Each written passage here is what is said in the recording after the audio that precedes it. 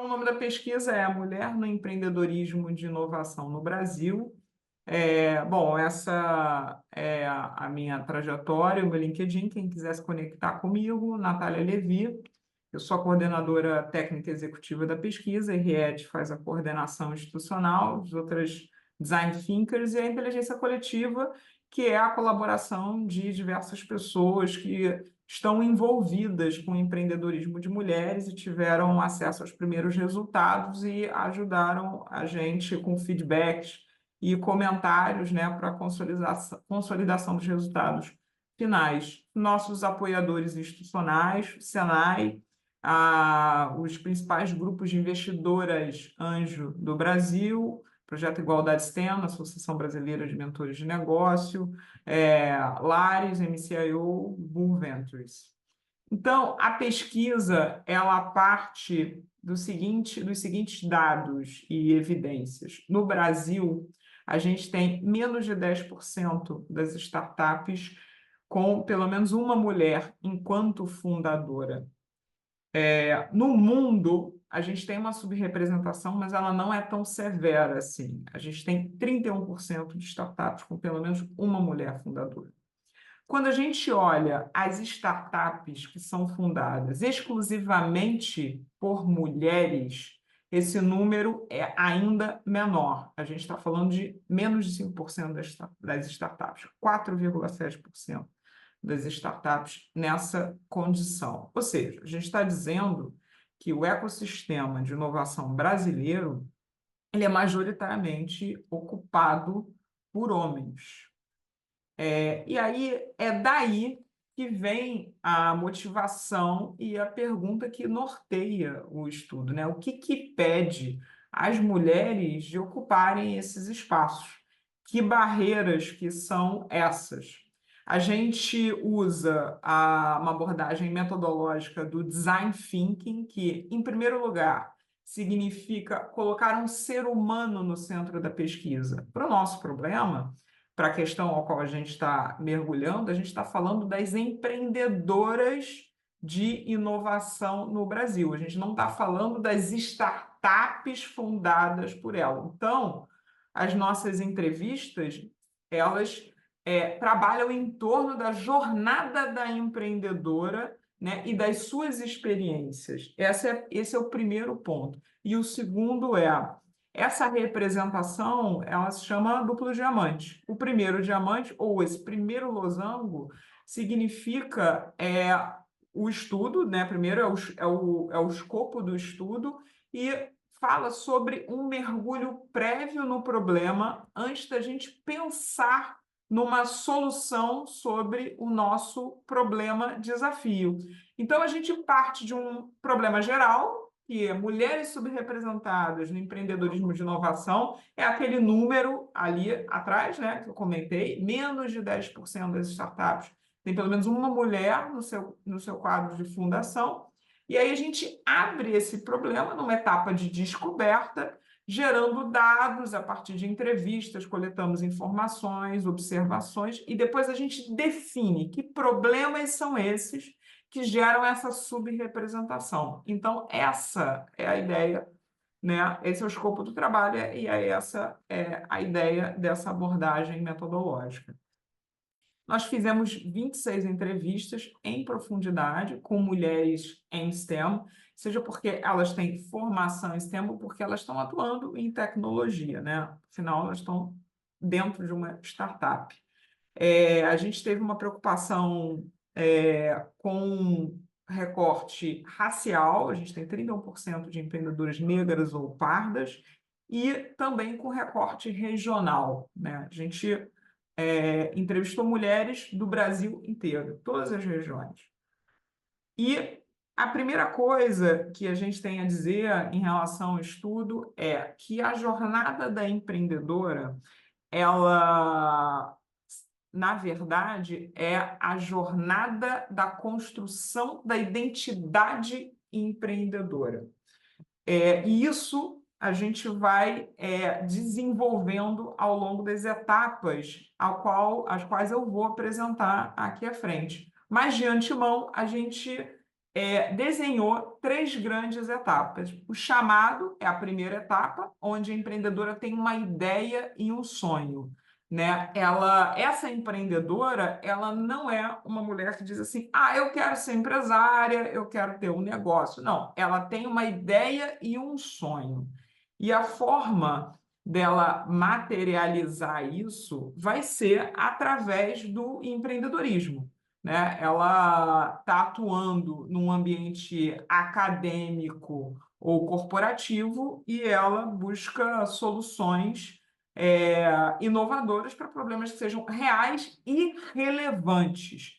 Então, a nossa persona da pesquisa, que é a persona que consolida as experiências de todas as mulheres que nós entrevistamos, e, na verdade, né, da empreendedora de inovação, é a Simone. Então, vocês vão ouvir esse nome, né, nos próximos minutos.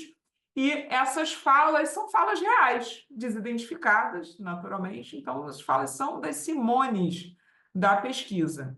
Então, elas Simones, elas buscam, como eu comentei, né, soluções para problemas que sejam relevantes, como uma cientista que desenvolve um remédio para o câncer e entende que não faz sentido ele ficar, por exemplo, na bancada do laboratório e não alcançar quem de fato precisa. Então, a forma de colocar ele na prateleira da farmácia, de colocar ele nos hospitais, seria, por exemplo, empreender. E aí a Simone fala: a primeira etapa foi uma cientista inconformada da ciência não alcançar a sociedade.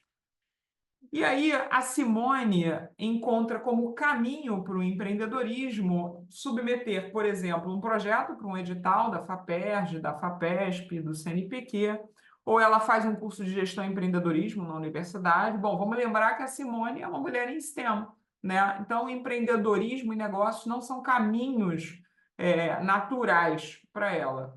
Ou outra opção também que aparece no caminho das Simones, ela pode também entrar numa incubadora de empresas. E aí a Simone diz, né, empreender dentro da ciência é muito difícil, a gente não sabe os caminhos e onde começar. A gente não foi treinada para isso. E aí a Simone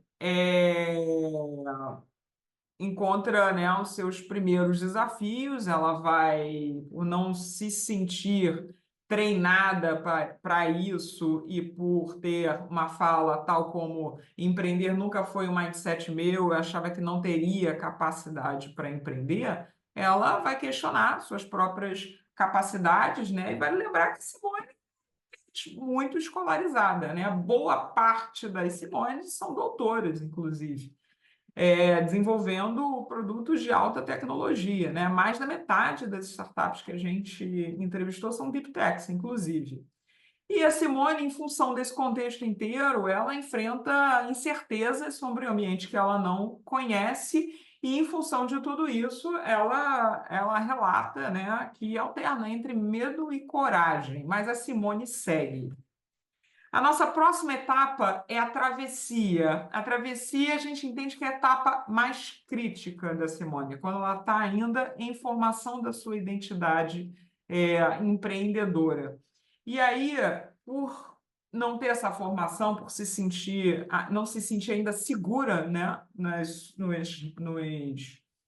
skills de empreendedorismo, a Simone vai buscar programas de aceleração, mentoria, capacitação empreendedora e vai fazer, nesse primeiro momento, um reconhecimento do ambiente empreendedor, do ecossistema. E a Simone ela vai perceber aquela estatística que a gente falou agora um pouco atrás, né? Que é um ambiente predominantemente ocupado por homens e que as expectativas elas são desiguais para as mulheres que adentram esse ambiente. E por isso ela vai precisar se provar, né, constantemente, muito mais do que eles. E a Simone as pessoas estavam muito mais preparadas para ver homens nesse papel do que mulheres. Ou seja, a gente está falando ainda hoje de uma quebra de papel de gêneros. Hoje a gente está falando de uma empresária mulher em inovação. E aí a Simone vai se deparar com as barreiras inerentes à jornada da mulher empreendedora. Ela vai dizer, não sabia que seria tão difícil pelo fato de ser mulher. Ela frequentemente não vai ser reconhecida como uma empreendedora, e é claro que isso vai trazer uma série de implicações, principalmente a dificuldade de construção de network, né? Porque para que a gente possa estabelecer, para que duas pessoas possam estabelecer esse tipo de conexão, é necessário que ambas as partes entendam, né, que o outro contato, a outra pessoa é uma relação, um contato válido, que vai gerar negócios, abrir portas e tudo mais. Se ela não é reconhecida enquanto empreendedora, então, muito provavelmente vai haver desinteresse, né, da outra parte para estabelecer essa relação de network. O segundo motivo que é relatado por elas é que, em muitos ambientes aos quais o network acontece, são ambientes informais, aos quais muitas vezes elas não têm acesso. E aí a gente está falando de um happy hour, do chopp, do futebol.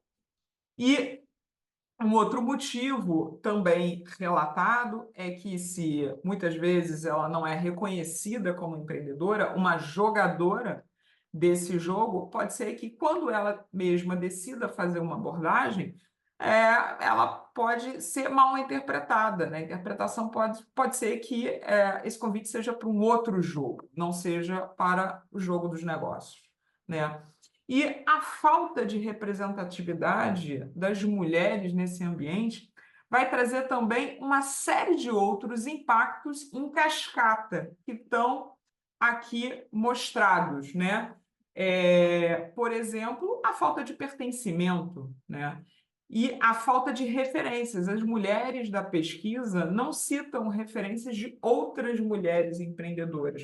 Não quer dizer que essas referências, essas mulheres, esses casos de sucesso de mulheres no empreendedorismo de inovação não existam, mas quer dizer que eles não são percebidos, eles não estão em evidência. E isso faz toda a diferença na hora que elas encontram, né, uma série de barreiras e dificuldades.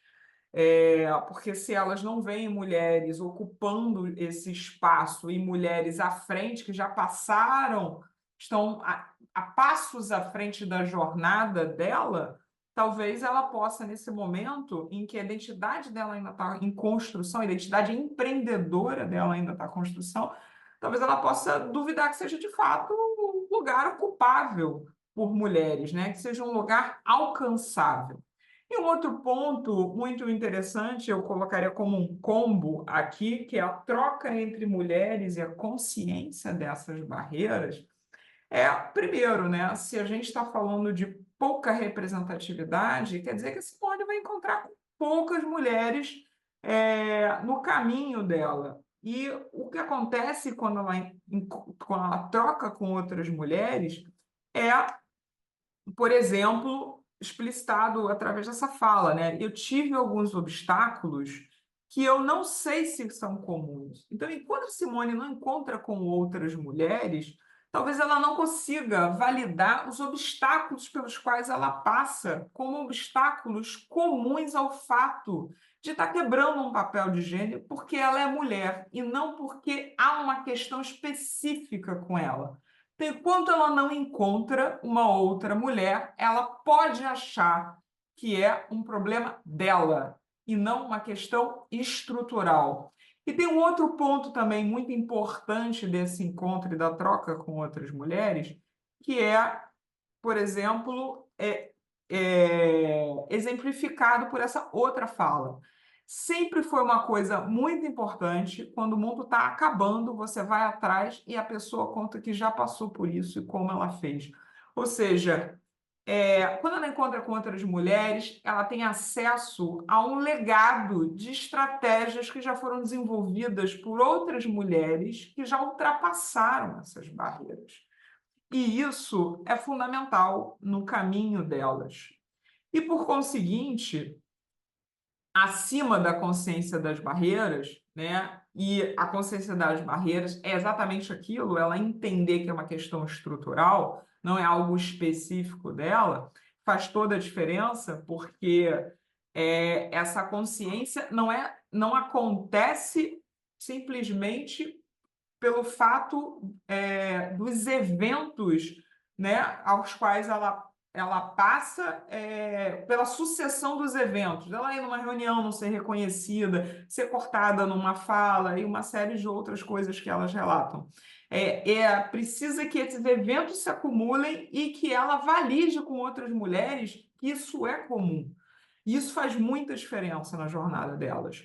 E, por conseguinte, essa acumulação de efeitos gerados pela subrepresentação também impactam no aspecto da autoconfiança, né, e da atitude empreendedora, que são coisas que estão diretamente ligadas. Então, as Simones falam, por exemplo, os homens ousam mais, aparecem mais, eles têm a oportunidade de errar mais do que a gente. Ora, se a Simone acha que ela tem pouca chance de errar, muito provavelmente a Simone vai recuar de coisas que são fundamentais na trajetória empreendedora de qualquer pessoa, né? Que coisas são essas? São se lançar no comercial, né? A gente sabe que no comercial você tem funil de vendas, você vai precisar fazer 100 abordagens, vai precisar fazer 100 pitches para fechar talvez 2 negócios, né? E a ida aos investidores, participar das rodadas de investimento, né? E aí a Simone fala: perguntei para um investidor o porquê deles investirem pouco em startups de mulheres. E ele respondeu: elas não pedem. A gente tem isso de não ter ousadia de se colocar. Então, não quer dizer que as mulheres não têm ousadia de se colocar. Não é sobre isso. Quer dizer que, nessa etapa da construção da jornada empreendedora, ela recua, ela ainda não tem essa ousadia de se colocar. E é isso que a gente está falando de atitude empreendedora. Então, nesse momento em que tudo isso acontece, as estratégias que, nessa fase da construção da identidade da empreendedora, a Simone adota por exemplo, modular o seu comportamento para tentar se encaixar num perfil que é tido como o perfil natural do habitante natural desse ecossistema, que seria um perfil masculino, né? Então, ela vai modular o seu comportamento e vai usar, inclusive, a presença de outros homens em reuniões para acessar espaços que sozinha ela não conseguiria acessar. Então, Simone, nessa etapa, ela fala, né? No início da carreira, eu desenvolvi coisas para me encaixar, modulando o comportamento, eu criei um perfil para me encaixar, né? E a nossa próxima etapa, que é a última, seria a transformação, né? Quando essa identidade empreendedora está mais consolidada. E aí, nessa etapa, a Simone supera, né, as barreiras, não suas, mas estruturais, e que geram efeitos no comportamento dela. Então, ela supera barreiras com fortalecimento da sua autoconfiança. Como, né? Ela desenvolveu competências empreendedoras, ela participou, né, como eu comentei, de uma série de programas de aceleração, ela já estava empreendendo. A gente tem que lembrar que a Simone já estava empreendendo, e mesmo empreendendo, ela não se sentia plenamente uma empreendedora, né? Ela precisou superar desafios diários. A Simone fala nessa etapa: a cada desafio que eu supero, eu sinto que eu sou melhor. Então, essa superação, esse acúmulo de desafios superados, vai gerar autoconfiança na Simone e também reconhecimentos, não só dela em relação a ela mesma, né? Como individuais e coletivos. O que é isso, os individuais, né? Quando um fornecedor ou um cliente fala da solução que ela desenvolveu, do produto dela, quando o investidor anjo também valida o produto dela e o negócio dela e coletivo, quando ela passa de fato a ser reconhecida no ecossistema empreendedor. E aí ela vai se expor mais em rodadas de investimento e no comercial. Então, a Simone fala: cada vez mais deixei de ser cientista e virei uma mulher de negócio e comecei a aumentar absurdamente o meu network. E aí é muito interessante, né? Quando a gente olha, inclusive nas falas, a gente está falando de um processo, né? É um processo. A identidade empreendedora, ela não nasce na hora do registro do CNPJ. Agora eu tenho um CNPJ, eu sou empreendedora. Não, ela precisa trilhar um caminho, ainda que ela já esteja empreendendo, ela ainda vai demorar para se sentir empreendedora. E aí, nesse momento, se antes a estratégia da Simone tinha a ver com modular o seu comportamento para aquele que seria, né, o habitante natural desse ambiente, agora a Simone adota estratégias mais sofisticadas, que é, por exemplo, escolher pessoas certas para se cercar, né? Os aliados que vão ajudar a Simone com suporte, validação das suas experiências, das suas conquistas, além de dar acesso a novas redes. Então, a Simone, nesse momento, fala: hoje eu capto com quem eu sei que vai me ajudar a dar o próximo passo. Capto investimentos, né? Agora ela pensa qual é o investidor que vai ser bom para mim e para o meu negócio. E a Simone, nesse momento, é o momento em que ela fala: descobri que eu era empreendedora. Ou seja, como, né, para a mulher, a identidade empreendedora não surge com a abertura do CNPJ, ela é construída ao longo da jornada, ainda que ela já esteja empreendendo. Porque no empreendedorismo de inovação, ela está quebrando papéis de gênero, ela desafia papéis de gênero quando ela ocupa esse espaço.